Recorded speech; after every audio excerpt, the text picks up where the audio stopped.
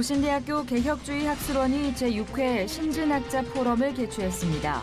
칼빈의 교회론을 중심으로 진행된 이번 포럼에서는 교회의 본질을 회복하기 위해 은사의 나눔과 실천을 당부했습니다. 도미니카 공화국 교회가 한국인 선교사에 의해 개발된 주일학교 교재로 신앙 성장과 교회 부흥의 계기를 맞고 있습니다. 또한 스페인어 성경과 찬송가 보급으로 인근 라틴 아메리카 교회에까지 선한 영향을 끼치고 있습니다. 정부의 가상화폐 관련 규제 조치에 대해 현직 변호사가 행복 추구권과 재산권을 침해했다며 헌법 소원을 제기했습니다. 이미 청와대 홈페이지에는 가상통화 규제를 반대하는 국민청원이 20만 명을 돌파하는 등 가상화폐 규제에 대한 논란이 거세지고 있습니다.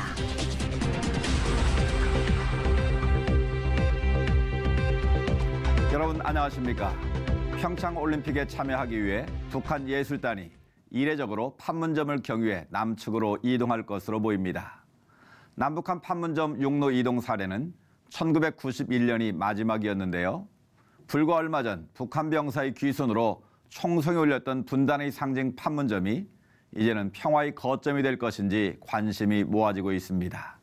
이번 주 남북 실무회담이 숨가쁘게 진행되고 있는데요. 실행되는 모든 일들이 남북관계 개선에 밝은 신호탄이 되길 바랍니다. 첫 순서로 교계 뉴스부터 전해드립니다. 우리 사회 속 한국교회의 본질 회복이 그 어느 때보다도 절실하게 요구되고 있습니다. 개혁주의 학술원은 성도들이 자신들이 가진 은사대로 교회 안에서 서로를 섬길 것을 당부했습니다. 김보림 기자입니다. 잘 알지 못하거나 최근 한국 교회의 본질을 회복해야 한다는 목소리가 높아지고 있는 가운데 칼빈의 교회론을 중심으로 성도들에게 각자의 은사를 가지고 나눔과 섬김을 실천해야 한다는 주장이 제기됐습니다. 개혁주의 학술원은 칼빈의 교회론의 핵심 중 하나는 성도들 각자가 섬김과 나눔을 실천하는 것인 만큼 한국 교회는 섬기고 나누는 삶을 행해야 한다고 주장했습니다. 제기동교회 진지훈 목사는 은사 공동체 중요성을 역설했습니다. 성령이 모든 성도들에게 다양한 은사를 주셔서 모든 사람들이 공동체를 섬김으로써 서로의 성장과 이런 것들을 돕는 은사를 나누는 공동체다 하는 그러한 또 중점적인 생각들이 있었던 것을 우리가 보았고요. 진 박사는 이어 은사를 나누는 것과 교회 안에서의 섬김을 강조하며 섬김의 원리는 성도들에게 어려서부터 가르쳐야 하며 교회가 은사를 나누는 공동체로 여겨질 때 본질의 회복이 이루어진다고 전했습니다. 또 목회자들의 말씀의 선포가 교회 안에서 얼마나 중요한 것인가에 대한 새로운 인식을 도모해야 한다고 덧붙였습니다. 교회를 이 세상에서 가장 소중한 가치를 지닌 기관으로 정의한 칼빈. 그의 성경 주석을 통해 교회의 본질 회복을 넘어 나눔과 섬김의 실천들이 절실히 요구되고 있습니다. C채널 뉴스 김보림입니다. 그 문제를 해결해야만 세례 준비. 이어서 그 밖의 교계 소식 전해드립니다. 바이블맥 아카데미 학장 이온 목사가 진행하는 성경 맥잡기 세미나가 15일부터 17일까지 성광교회에서 실시됐습니다. 목회자와 평신도 등이 참여한 가운데 열린 세미나는 창세기에서 요한계시록까지 각 장의 지명과 인명, 사건 등을 알기 쉽게 설명해 성경 전체의 흐름을 파악하고 정리할 수 있도록 진행됐습니다. 자유한국당 이종명 의원이 주최한 양심적 병역 거부, 허용할 것인가에 대한 발표 세미나가 지난 16일 국회의원회관에서 진행됐습니다. 이종명 의원은 양심적 병역 거부 문제는 정치 논리나 이념 문제가 아닌 국가안보의 틀 위에서 충분한 검토와 논의가 모색돼야 한다며 양심적 병역 거부자들의 주장은 자신의 권리만을 중시하고 남의 권리와 자유는 존중하지 않는 논리라고 지적했습니다. 세미나에서는 홍익대학교 음선필 교수와 울산대학교 이정훈 교수, 임천영 변호사 등이 발표에 나서 양심적 병역 거부의 법률과 철학적 오류에 대해 지적하고 병역 기피 문제가 개헌에 영향을 주어선 안 된다는 목소리를 높였습니다.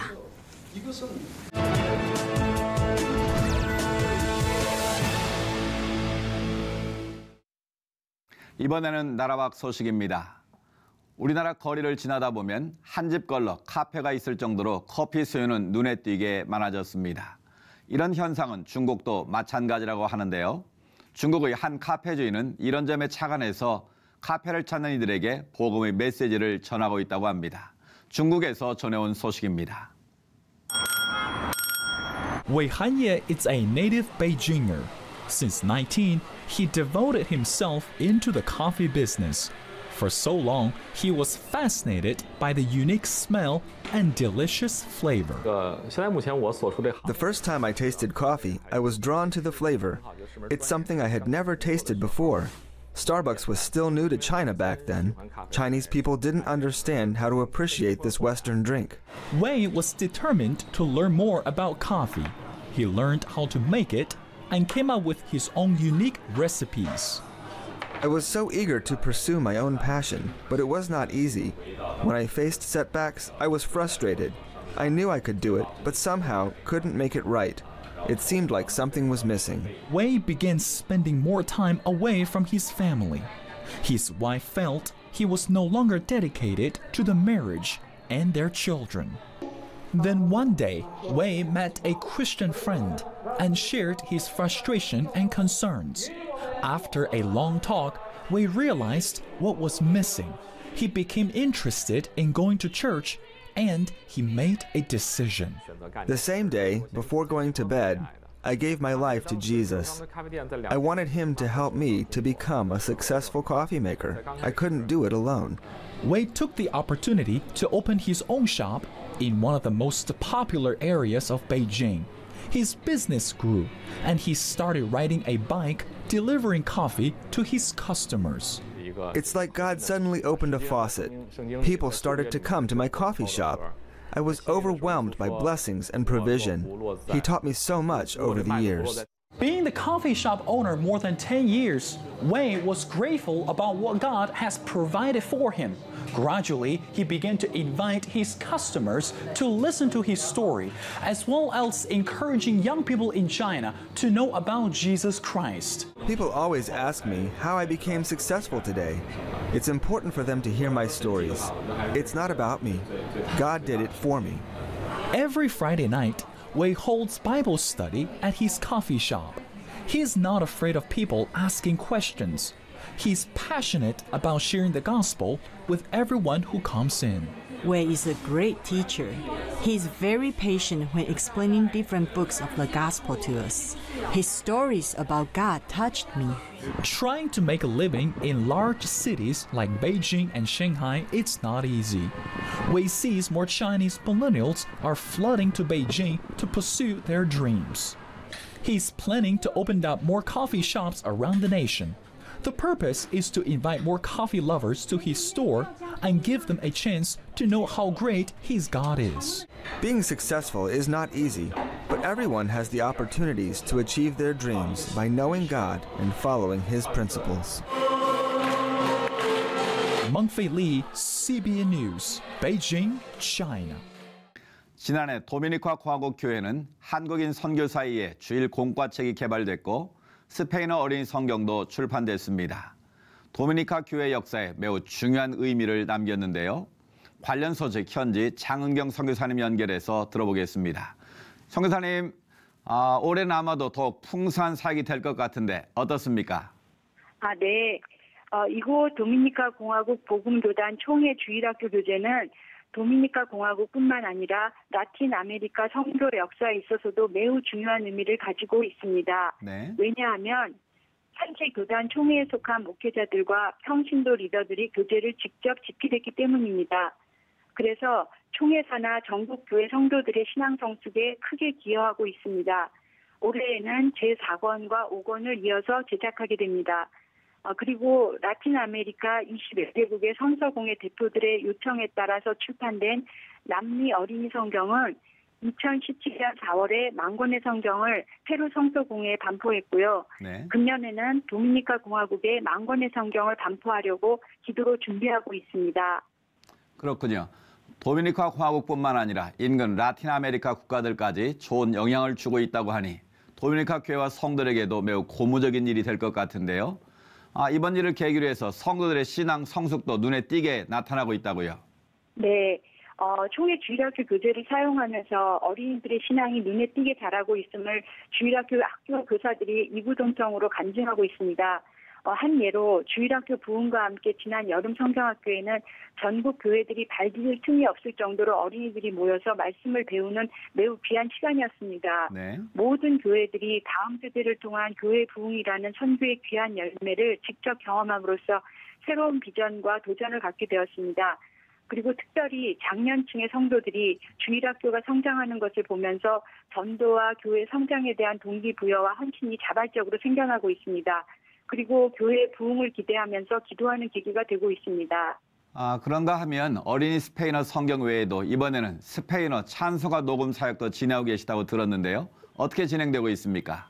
네. 지난 2004년에 처음으로 제작된 통일 스페인어 찬송가를 14년이 지난 지금은 전국 교회가 공예를 수송하고 있습니다.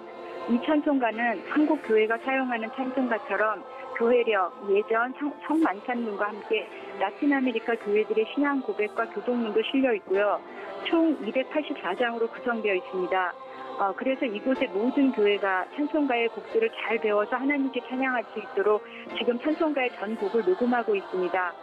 지금까지 70여 장을 저희가 녹음하고 있는데요. 앞으로 이 녹음 사역이 잘 마무리가 되고 CD를 제작하면 전국 교회에 배포할 예정입니다. 그래서 이곳 교회들이 하나님의 말씀과 찬양이 살아있는 교회가 될 수 있도록 기도 부탁드립니다. 네, 날로 풍성해지는 도미니카 공화국 교회 사역이 올해에도 열매가 가득하길 저희도 함께 기도하겠습니다. 선교사님 오늘 말씀 감사합니다. 네, 감사합니다.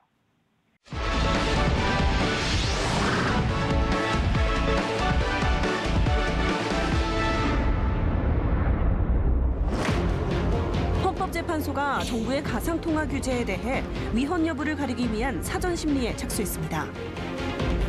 정부의 가상화폐 규제는 국민의 재산권 침해에 해당한다며 헌법 소원이 제기됐기 때문인데요. 정부가 뜨거운 감자로 부상하는 가상화폐의 광풍을 연착륙시키기 위한 방안은 어떤 것이 있을지 하나님의 법, 세상의 법에서 알아봅니다. 하나님의 법, 세상의 법, 이재만 변호사님 나오셨습니다. 안녕하십니까? 네, 안녕하세요. 변호사님, 가상화폐 관련 보도가 연일 쏟아져 나오고 있는데요. 네. 그만큼 사회적 관심이 높다는 것일 수도 있고 네. 또 그만큼 문제가 되기도 한다는 것 아니겠습니까? 예, 예. 한 변호사가 헌법 소원을 냈다고요. 예, 그렇습니다. 그 어느 변호사가 이제 가상화폐에 이제 투자를 했는데 정부에서 거래소를 폐쇄시키겠다 이렇게 얘기하니까 네. 가상화폐가 이제 폭락을 했죠. 그래서 이 가상화폐도 일종의 상품인데 이 상품에 대한 거래를 중단시키는 이런 조치는 초법적인 조치다. 예. 그래서 이런 초법적 조치에 의해서 본인의 재산권이 침해됐다. 또 행복 추구권도 침해됐다. 그렇기 때문에 이런 초법적 조치는 결국 위헌이다. 이렇게 얘기를 해서 결국 헌법소원을 이제 내게 된 것이죠. 그리고 이제 가상화폐 규제에 대해서 반대하는 청원이 청와대에 계속 이제 늘어났는데 청와대에서는 이런 청원이 들어와서 20만 명이 넘으면 반드시 답변을 해주도록 했습니다. 네, 이 신정부에서는요. 네, 네. 그러다 보니까 청와대 청원이 들어가는데 지금 20만 명이 넘었어요. 예. 그러니까 청와대에서는 이 점에 대해서 이제 답변을 해줘야 되니까 그 답변도 지금 이제 많은 사람들이 어떤 답변이 나올지 이제 주목하고 있는 것이죠. 네, 가상화폐를 투기로 볼 것이냐, 투자로 볼 것이냐. 이 나라마다 또 세대마다 다른 인식이 있는 것 같은데 어떻게 보시는지요?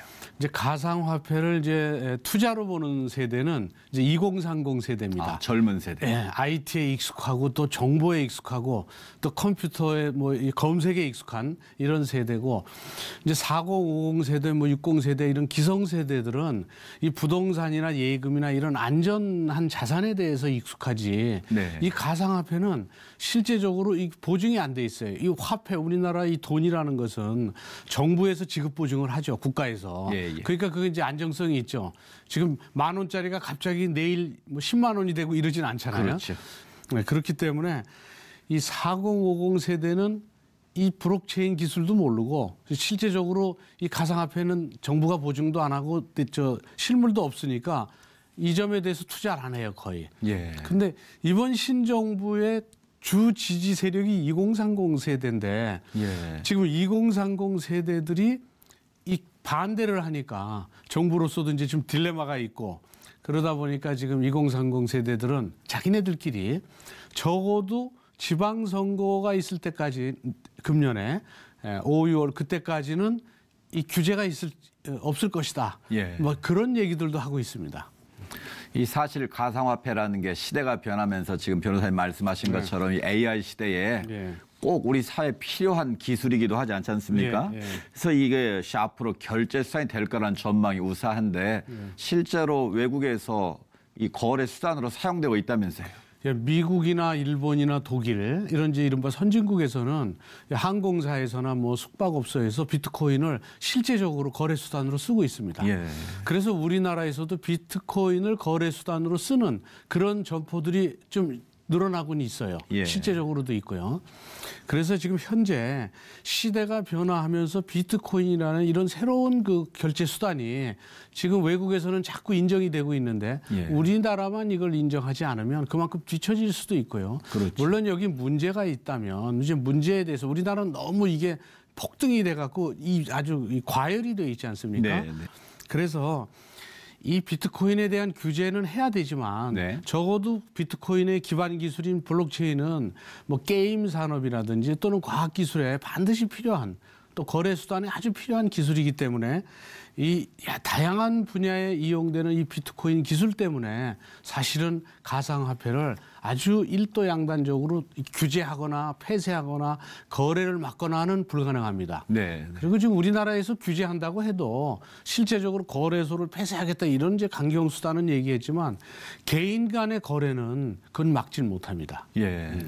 각 나라마다 정치 경제적인 여건과 환경이 다르기 때문에 이 해외사를 무조건 따를 수는 없을 것 같은데요. 우선은 제도권 하에서 이런 현상들을 적절하게 규제하고 통제할 수 있는 방법을 찾는 게 중요할 것 같은데. 결국은 이제 불법 투기는 막고 그다음에 블록체인 기술은 육성해야 됩니다. 블록체인 기술에 대해서 결국 인센티브도 주고 또 그 점에 대해서 또 국가에서도 좀 투자도 하고 그래서 블록체인 기술자도 양성하고 블록체인에 대한 어떤 정책적인 배려 같은 건 필요한 것이죠. 그래서 장단기 대책이 필요한 것이죠.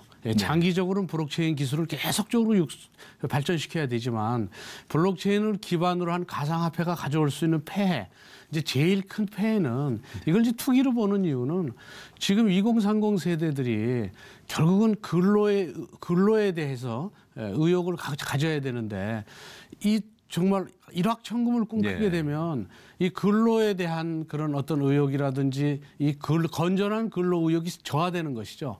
그렇게 되면 결국은 국가 발전에 해가 될 수도 있으니까 이제 그게 이제 일부 이제 나쁜 점이죠. 근데 그게 너무 많이 부각돼서 우리 2030 세대들이 마치 이게 중독되듯이 일확천금에 중독되면 누가 이 나라를 발전시키는 그 건전한 근로 정신을 갖겠느냐 이런 게 이제 걱정되니까 아주 그냥 강력한 그런 폐쇄 정책 이런 게 나와서 지금 해외에서도 우리나라의 블록체인 폐쇄 이거에 대해서 상당히 많이 논의가 되고 논란이 되고 있어요. 그래서 한국에서는 이제 그럴 수밖에 없는 것은 뭐 이른바 다른 나라에 비해서 20%나 더 비싸고 블록체인 가상화폐 가격이 그래서 한국에서는 김치 프리미엄이라는 게 있고 또 전 세계 가상화폐 거래량의 20%가 한국에서 이루어진답니다. 경제 규모에 비해서는 엄청나게 많죠. 그리고 지금 주식가의 그 거래량과 이 블록체인 거래량이 뭐 5조에 육박했다 이런 얘기까지도 있습니다. 그러면 일반 주식에 비해서 더 이게 규모가 더 커지게 되니까 정부 입장에서는 이거 정말 2030 세대들의 이런 문제들 이 점에 대해서는 경고를 해야 되겠다. 그래서 경고를 해서 연착륙으로 스스로 좀 빠져나올 수 있는 시간을 준 후에는 그다음엔 어떤 규제책이 필요하지 않나 이렇게 정부에서는 판단하고 있는 것이죠. 무엇보다도 가장 중요한 건 이 가상 투자 화폐의 투자가 이게 불법 투기에 온상이 되지 않도록 적절한 규제를 하는 것 아니겠습니까? 근데 이미 불법적인 거라든 여러 가지 문제적 징후가 나타나고 있다고요. 그게 이제 불법이라는 것은 이제 블록체인의 가상화폐의 거래가 불법이라는 건 아니고요. 네. 가상화폐로 인해서 이제 큰 돈을 벌 수 있는 사람들이 자꾸 이렇게 나오니까 뭐 얼마를 했는데 몇 억을 벌었네 이런 것들이 나오기 때문에 많은 사람들을 결국 다단계 형식으로 우리가 결국 가상화폐 투자해서 돈을 벌어주고 이런 사례가 많다. 그러니까 우리한테 돈을 주면 우리가 대행해서 투자해주겠다. 근데 알고 보니까 실제적으로는 그게 이제 사기여서 다단계에 의한 사기 이런 것들이 이제 많고 그러다 보니까 이제 젊은이들이 일확천금을 꿈꾸다 보니까 아무래도 그런 사람들이 늘어나게 되면 이제 건전한 젊은이들이 근로 의욕이 이제 많이 상실되는 그런 게 문제고 또 하나는 이제 위화감이 조성되는 것도 문제고 그리고 실패하게 되면 이제 우울증에 빠져갖고 우울증이 확산되는 것도 문제고 그래서 이 일확천금을 꿈꿀 때는 언제든지 이런 여러 가지의 이 문제적 사회적인 문제가 일어나게 됩니다. 그래서 이런 점에 대한 대책들을 정부가 이제 마련해 줘야 되는 것이죠. 네. 물물 교환하던 시기에는 욕심을 부리고 싶어도 장기 보관할 수 없기 때문에 필요할 때마다 그때그때 물건을 바꿔 쓰지 않았습니까?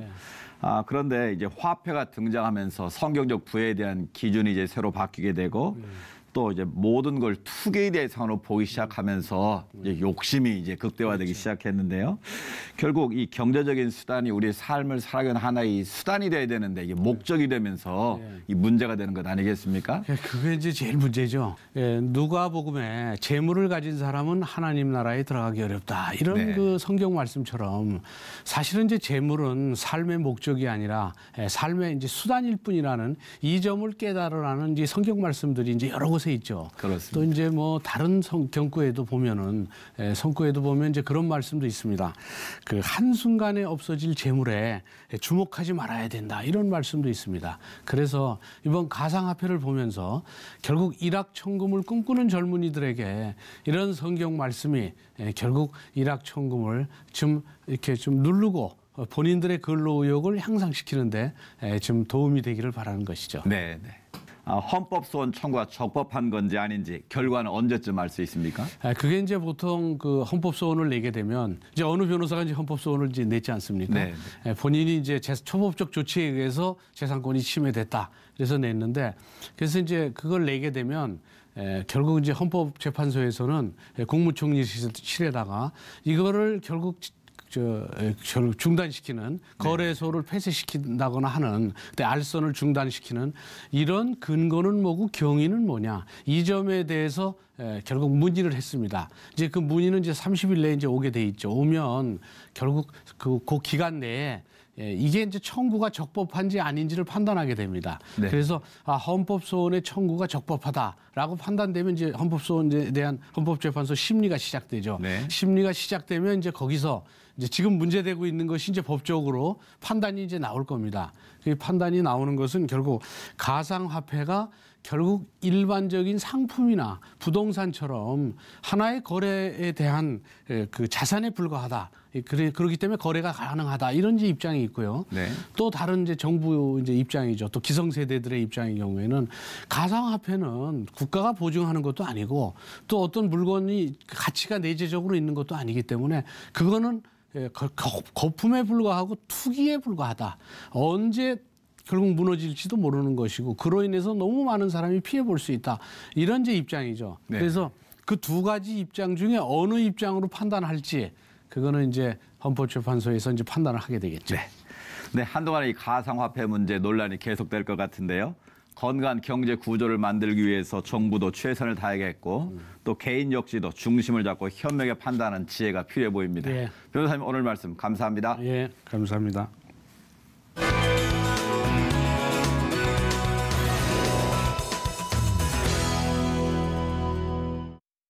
지난주 인천공항 제2터미널이 문을 열었는데 하루 평균 100명 가까운 분들이 출국장을 잘못 찾아온다고 합니다.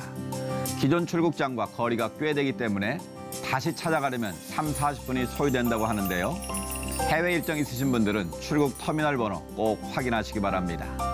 시청 매거진 굿데이는 시청자 여러분과 함께하는 방송입니다. 좋은 의견 있으시면 아래 전화번호와 이메일로 언제든지 연락 주시고요. 인터넷을 통해서도 방송을 다시 보실 수 있습니다. 오늘 순서는 여기까지입니다. 시청해주신 여러분 고맙습니다.